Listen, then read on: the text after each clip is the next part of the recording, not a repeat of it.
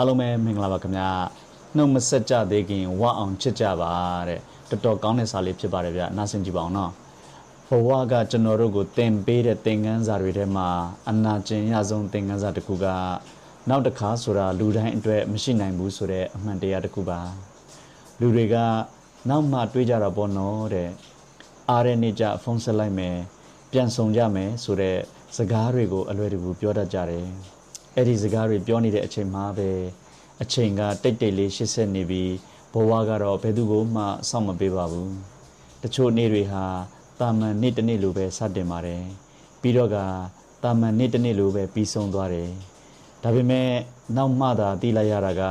အဲ့ဒီနေ့ဟာတယောက်ယောက်နဲ့အတူရှိခွင့်ရတဲ့နောက်ဆုံးနေ့ဖြစ်နေခဲ့တာပါအဲ့ဒီအပြုံးကနောက်ဆုံးအပြုံးဖြစ်သွားခဲ့တယ်အဲ့ဒီလက်ဆွဲနှုတ်ဆက်မှုကနောက်ဆုံးထိတွေ့မှုဖြစ်သွားခဲ့တယ်။သွားလိုက်အောင်မယ်ဆိုတဲ့စကားလေးတစ်ခွန်းကတစ်သက်လုံးပြန်မဆုံနိုင်တော့တဲ့နှုတ်ဆက်ခြင်းဖြစ်သွားတတ်တယ်။အဲ့ဒီအချိန်ကြာမှချစ်တယ်လို့မပြောခဲ့မိတာကိုနောင်တရတယ်။ကျေးဇူးတင်ပါတယ်လို့မပြောခဲ့မိတာကိုနောင်တရတယ်။တောင်းပန်ပါတယ်ဆိုတဲ့စကားတစ်ခွန်းကိုမာနကြောင့်မပြောခဲ့မိတာကိုနောင်တရတယ်။တကယ်တော့နောင်တဆိုတာအချိန်ရှိတုန်းမှဘယ်တော့မှမလာပါဘူး။အခွင့်အရေးကုန်သွားမှသာတိတ်တိတ်လေးရောက်လာတတ်တဲ့ဧည့်သည်ပါဒါကြောင့်မေတ္တာကိုသိသိမထားပါနဲ့ချစ်ချင်းကိုမနှမျောပါနဲ့တန်ဖိုးထားခြင်းကိုမရွှေ့ဆိုင်လိုက်ဖို့လိုပါတယ်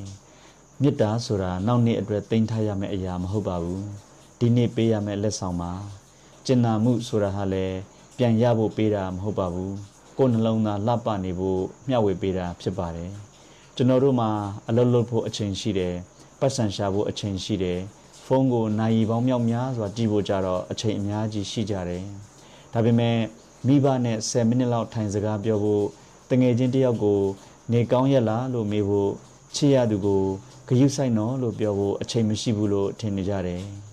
တကယ်တော့အချိန်မရှိတာမဟုတ်ပါဘူးတန်ဖိုးထားမှုကိုနောက်ရွှေ့ထားမိတာပါဘဝမှာပြန်ဝယ်လို့ရတဲ့အရာတွေအများကြီးရှိပါတယ်ဒါပေမဲ့ကုန်သွားတဲ့အချိန်ကိုတော့ပြန်မဝယ်နိုင်ဘူးဆုံးရှုံးသွားတဲ့လူတစ်ယောက်ကိုလည်းပြန်ခေါ်လို့မရနိုင်တော့ဘူး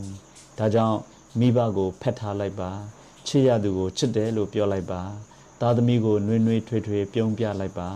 မိတ်ဆွေကိုကျေးဇူးတင်ကြောင်းစာတော်လေးတစ်စောင်ပို့လိုက်ပါတောင်းပန်သိရင်ဒီနေ့ပဲတောင်းပန်လိုက်ပါခွင့်လွတ်နိုင်ရင်ဒီနေ့ပဲခွင့်လွတ်လိုက်ပါမာနကလူတစ်ယောက်တည်းမကြီးမားပါဘူးဒေါသကမေတ္တာထက်တန်ဖိုးမကြီးပါဘူးအနိုင်ယူလိုက်ရတာထက်အတူရှိနေရတာကပိုတန်ဖိုးရှိပါတယ် One day someone you love will hear your voice for the last time or you will hear theirs